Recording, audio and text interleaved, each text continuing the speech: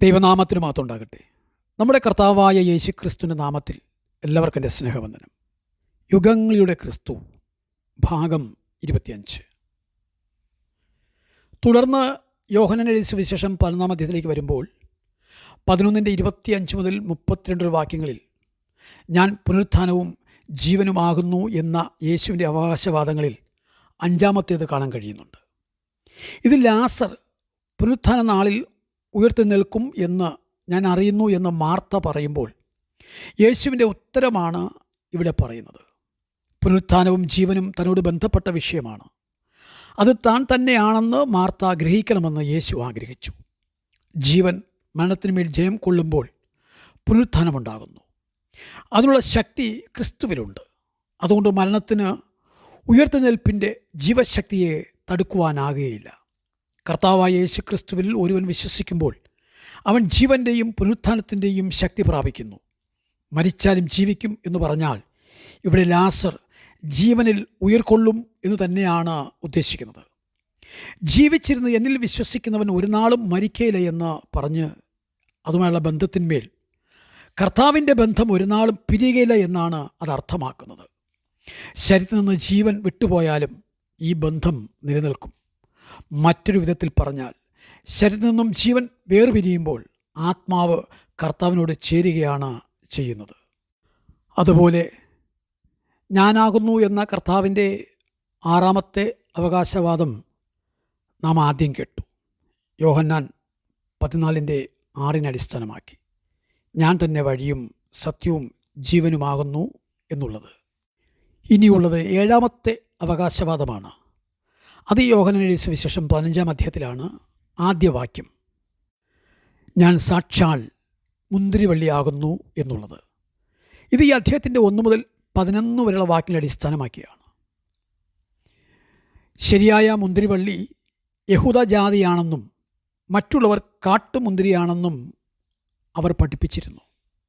എന്നാൽ സാക്ഷാൽ മുന്തിരിവള്ളി ഞാനാകുന്നു എന്ന് യേശുക്രിസ്തു അവിടെ അവകാശപ്പെടുന്നു. ഇടയനും ആടുകളും തമ്മിലുള്ള ബന്ധത്തേക്കാൾ അടുത്ത ബന്ധമാണ് മുന്തിരിവള്ളിയും കൊമ്പുകളും എന്ന് പറയുന്നത്. കാരണം ഇതൊരു ജീവൽ ബന്ധമാണ്. ഇസ്രായേൽ ജാതിയെ യഹോവയുടെ മുന്തിരിവള്ളി എന്ന് സങ്കീർത്തനം 80:8 യെശയ്യാ 5:1 ഹോശയ്യ 10:1 ഈ ഭാഗങ്ങളിൽ പറഞ്ഞിരിക്കുന്നു. യഹോവയ്ക്ക് വേണ്ടി ഫലം കായ്ക്കാനാണ് ഇവരെ തിരഞ്ഞെടുത്തത്. എന്നാൽ മുന്തിരിവള്ളിയിൽ കായ്ക്കാത്ത കൊമ്പുകൾ ഉണ്ടായിരിക്കും. അതുകൊണ്ട് കായ്ക്കുന്ന കൊമ്പുകൾ ശരിയായി കായ്ക്കേണ്ടതിന് വേണ്ടി കായ്ക്കാത്ത കൊമ്പുകളെ ചെത്തിക്കളയുന്നു. ഫലം കായ്ക്കേണ്ടതിന് വേണ്ടി ഇടയൻ, അതിൻ്റെ ഉടയവൻ മുന്തിരിച്ചെടിക്ക് അനുവദിക്കുന്ന വേദന ചിലപ്പോൾ കഠിനമായിരിക്കാം. എങ്കിലും ഇത് അത്യാവശ്യമാണ്. മുന്തിരിവള്ളിയിൽ വസിക്കുന്ന കൊമ്പുകൾക്ക് ഫലം കായ്ക്കാനാകൂ. നീക്കപ്പെടുന്നവ ഉണങ്ങിപ്പോകും.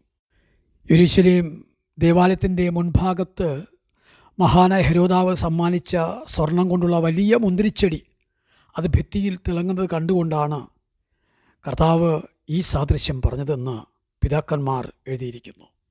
ഇങ്ങനെ കർത്താവിൻ്റെ 7 അവകാശവാദങ്ങൾ ഞാൻ ജീവൻ്റെ അപ്പമാകുന്നു യോഹന്നാൻ 6:35 ഞാൻ ലോകത്തിൻ്റെ വെളിച്ചമാകുന്നു 8:12 ഞാൻ വാതിലാകുന്നു എന്നുള്ളത് 10:7 ഞാൻ നല്ല ഇടയനാകുന്നു എന്നുള്ളത് 10:10 ഞാൻ പുനരുത്ഥാനവും ജീവനുമാകുന്നു എന്നുള്ളത് 11:25 ഞാൻ വഴിയും സത്യവും ജീവനുമാകുന്നുവെന്ന് 14:6 ഞാൻ സാക്ഷാൽ മുന്തിരിവള്ളിയാകുന്നു എന്നുള്ളത് 15:1 നാം കണ്ടു.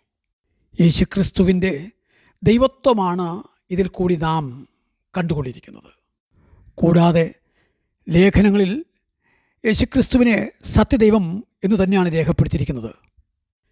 AD 325 നിക്യ സുനഹദോസിൽ ക്രിസ്തുവിനെക്കുറിച്ച് പ്രഖ്യാപിച്ചത് ഇങ്ങനെയാണ്: പ്രകാശത്തിൽ നിന്ന് പ്രകാശവും സത്യദൈവത്തിൽ നിന്ന് സത്യദൈവവും ഭൂമിയിൽ ജനിച്ചവനെങ്കിലും സൃഷ്ടി അല്ലാത്തവനും സാരാംശത്തിൽ പിതാവിനോട് സമത്വമുള്ളവനും എന്നാണ്.